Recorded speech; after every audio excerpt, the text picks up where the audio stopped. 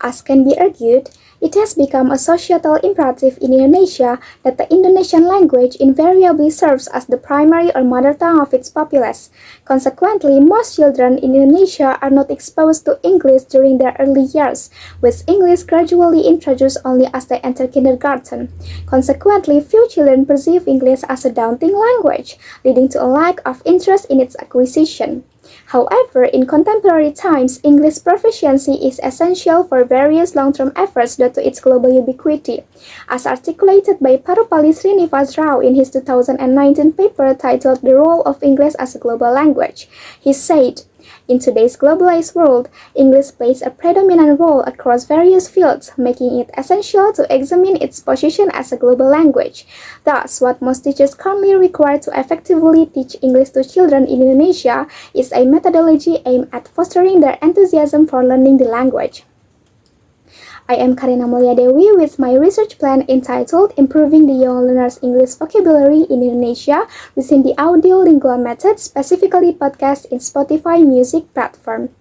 In today's era, rapidly advancing technology has become ubiquitous, with even children becoming well acquainted with it. It can be said that most children are more familiar with and interested in technology than the English language. So, what if technology is utilized to introduce and enhance children's English language skills, starting by introducing simple English vocabulary through platforms that are part of technological development? Given that numerous studies suggest that children easily remember what is said and done by adults, and that children are excellent imitators, the suitable technique for teaching English to children is vocabulary repetition. Therefore, by combining technology and vocabulary repetition, the appropriate method for teaching English to be implemented is the Audio-Lingual method or ALM. According to N.B. Abdu 2016, the Audio-Lingual method focuses on repetitive practice of vocabulary to facilitate students' communicative use of the target language. Thus, using the Audio-Lingual method, which emphasizes listening, speaking, and repeating words, help children remember and articulate more words in English.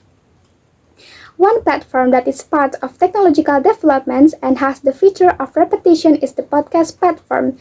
Besides that, using podcasts as a means to develop English vocabulary has many benefits, such as knowing the pronunciation of a word. Podcasts also offer a wide range of topics to choose from, and they can be listened to anywhere and anytime. One of the widely used podcast platforms today is Spotify, with a monthly active user base of 551 million people in the second quarter of 2023.